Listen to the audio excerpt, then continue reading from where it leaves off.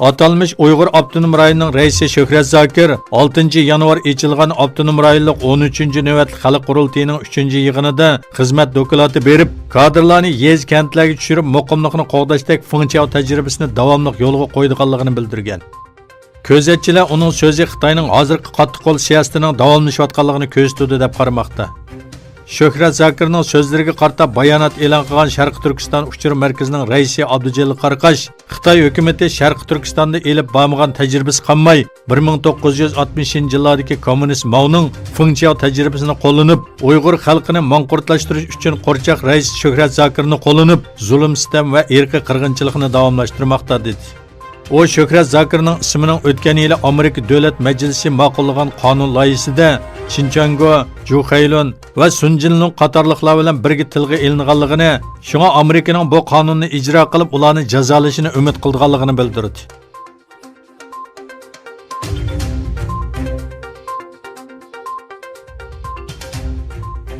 Amerika Kengash Palata a'zosi Marko Rubio Amerika Davlat Majlisini Uyg'ur kishilik huquq qonun loyihasini ma'qullab, Xitoyning bostirish harakatlariga zarba berishga chaqirdi.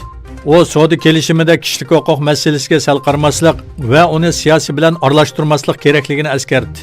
Amerika Kengash Palata a'zosi Marko Rubio Xitoy bilan bo'lgan yangi savdo kelishimida Xitoyning kishilik huquq tajovuzchilik harakatini tanqid qilishdan voz kechishni kelishimning badali qilishga bo'lmaydiganligini eskartdi. Hong Kongdagi demokratik namoyishni qo'llaydigan qonun loyihasini qo'llovchi bo'lgan Rubio Kengash palatasini tez suratda Uyg'ur kishilik qonunini ma'qullashga chaqirdi. Uyg'ur kishilik qonun loyihasi 2019-yili 4-dekabr Avom palatasida ma'qullangan edi.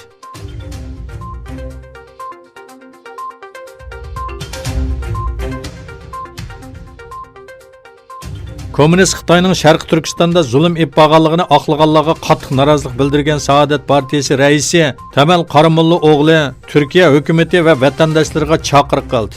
Qaramulla o'g'li Saadat partiyasi Ma'rif markazida o'tkazilgan yig'inda so'z qilganda Uyg'urlar haqida to'xtaldi. O Sharqi Turkistonda kishilarning keng ko'lamda lagerlarga qamalganligi va e'tiqodidan voz kechishga majburlanganligini aytdi. Lager sirtida Xitoy erlarining Uyg'urlarning uylarida turishga avatlaganligini tilga olgan Qaramulla o'g'li Turkiya hukumatı va xalqiga chaqiriq qildi.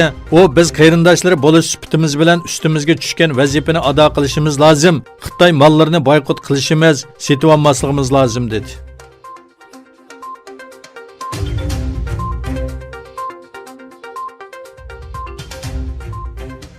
Xitoy Malayziya hukumatı tarafidan Sharqi Turkistonda Uyg'urlar qilinayotgan kishilik huquq tajovuzchiliklarini tekshirish bilan vazifalantirilgan Xitoy Islomiy ideya va madaniyat institutini ziyoratga taklif qilganligini bildirdi. Xitoyning Kuala Lumpurdagi bosh elchisi Baytian bu ziyoratning aprel yoki may oyida ilib berilishi mumkinligini aytdi.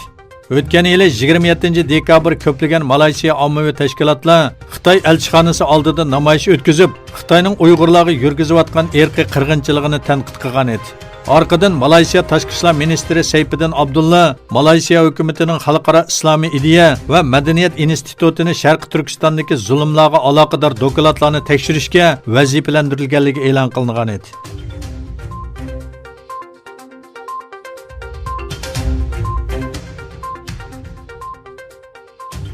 Amerika Xitoy savdo kelishimining tunji bosqichi imzolanish oldida turgan bir paytda Xitoy hukumatining yezigilik mahsulotlari importining xalqaroda ma'lum saviyaga yetganligini, ma'lum davlatga qarta o'zgarish ilib bormaydiganligini bildirdi. Xitoyning muavin yezigilik ministri va savdo suhbati hay'ati a'zosi Xanjun Xitoyning Amerikadan import qilingan dehqonchilik mahsulotlarining miqdorini o'zgartmaydiganligini e'lon qildi. Xitoy Seyshan to'rining xabar qilishicha, Xitoy Amerika bilan imzolangan savdo kelishimi doirasida Amerikadan import qilingan qo'noq, bug'doy va guruch qatorliqlarning yillik sotib olish miqdorini o'zgartmaydi.